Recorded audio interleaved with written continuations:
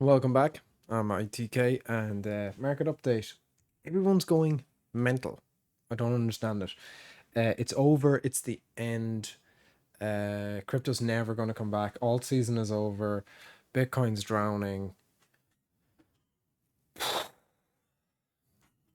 People need to just learn to chill out, like, right? Just chill. It's what? Bitcoin dominance has dropped a little bit. Alts have been having a run, so that's fantastic. It's down what 5% after going up 90.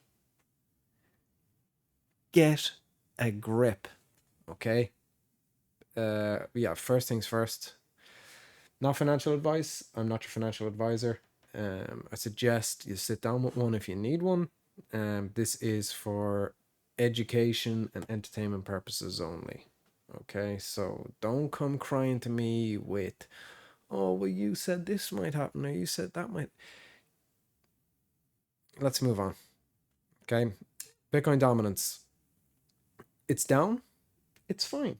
Okay. Everybody just relax. Okay. Bitcoin dominance can come down and the alt market can increase while Bitcoin increases. Okay. So dominance, while it's a key level for determining things like maybe the top of a bull market for Bitcoin, maybe the bottom, particularly the bottom. I find a lot of these metrics are more useful in bear markets than they are in bull markets. Bitcoin dominance can go down to 40% while Bitcoin goes up. Okay, so just remember that it's not that big a deal. Okay, what we use it for is for, I suppose, showing it's more of an allocator than it is an in and out. So use it to allocate your resources, not from a, oh, I need to reallocate and change my entire portfolio consistency because Bitcoin's at 58% market dominance. If it goes to 50% market dominance, what of it? That means that alts are having a great time. Okay. So while Bitcoin dominance shoots upward and altcoin season is at its lowest, that's the time to start accumulating alts. So just chill, everybody. All right. It's funny to watch crypto Twitter. Everybody goes nuts. What's going on here now? Typical. It's not working. Or is it? No. Typical. Can you tell that I don't do this that often? No, we'll try it. Total weekly flows of fiat. Okay. This has been outrageous. Okay. Just outrageous. The highest in the last year. The highest flows, weekly flows of fiat currency into the crypto markets in the last year. Okay. 14 weeks on the trot of inflows. So where'd it go? Bitcoin, Ethereum. Look at the weekly flows into Ethereum.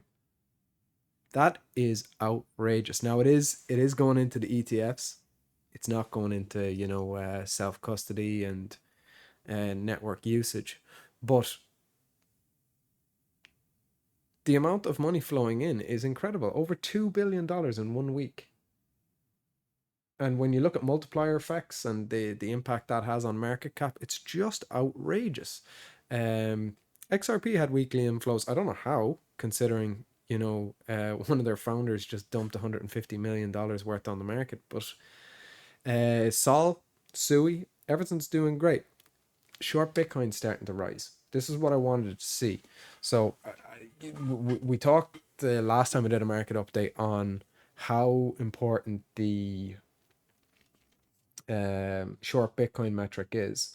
When you have a really high short Bitcoin metric and you have kind of bands of liquidity for liquidations in the leverage market, that can lead to cascading liquidations.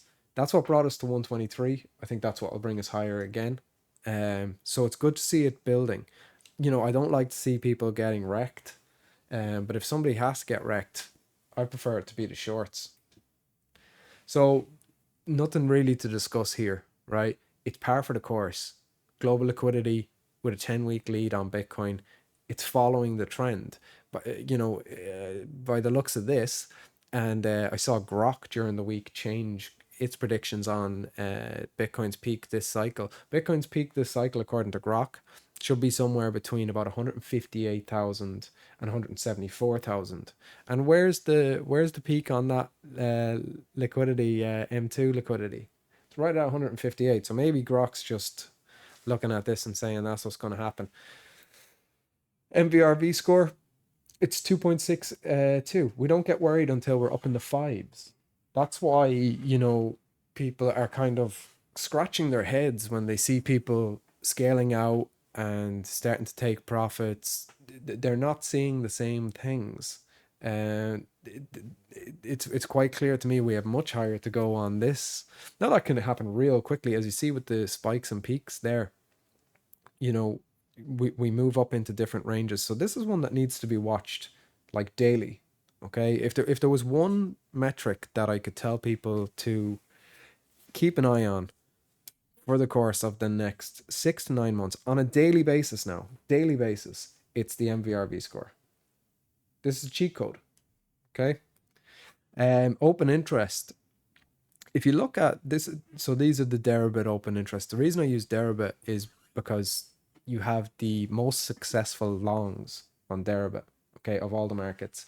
There seems to be a higher success rate with the Deribit traders for perps on the long side.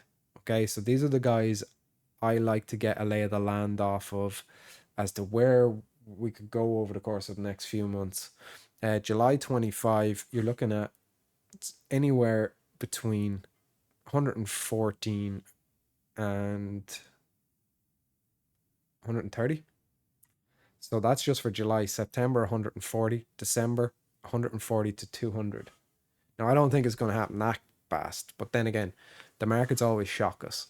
Okay, so you have the highest amount of open interest on December 26th strike date at 140,000.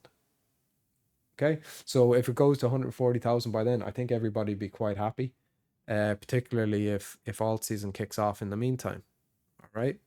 Here's the liquidation heat map. This is today's. Just pull this down. You have starting to build a kind of a larger amount of short liquidations around the 119,800. So that would be my very, very short term target if I was looking to see where the market's going from here. But again, you can see you're right in the middle of the range right now. There's no reason to be opening a position here in a leverage capacity on Bitcoin whatsoever. Altcoin season. It's altcoin season. Everybody should be absolutely delighted that their bags are pumping. Some more than others, but look, you can't win them all, can you? Or can you? Or can you? Because I think you can. Some people don't seem to think you can, but that's what we're here for, right? We're here to try and find what the market's going to do and where it's going to do it. We're in. I know everybody's jumping up and down. It's alt season. We're not in alt season yet. We're in a neutral setting, so just remember that we're only at 41.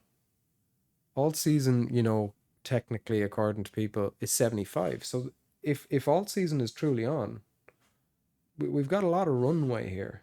Now again, this can peak out of control. We were looking at this the very first video I did, early July, and it was at 24.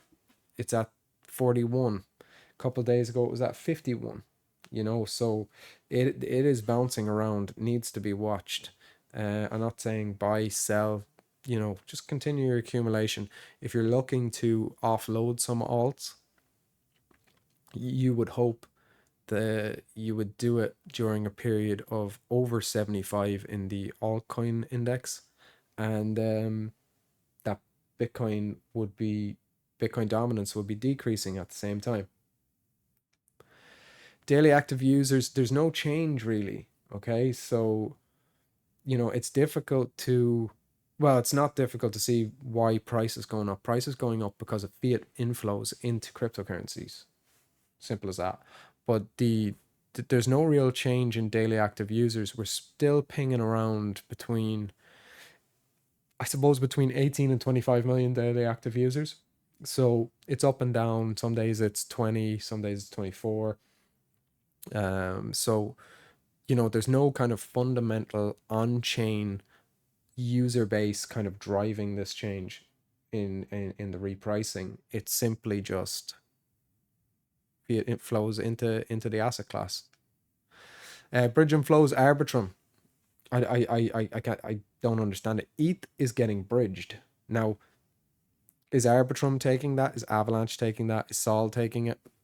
I don't know where it's going. I can't tell, but I would believe that people are bridging from Ethereum to Arbitrum and from Ethereum to Sol and Avalanche. Okay, Avalanche is always up there, always every week. They're a green number for the bridging flows, so they don't take that much in from fiat, but they do take it in from other chains, which is interesting.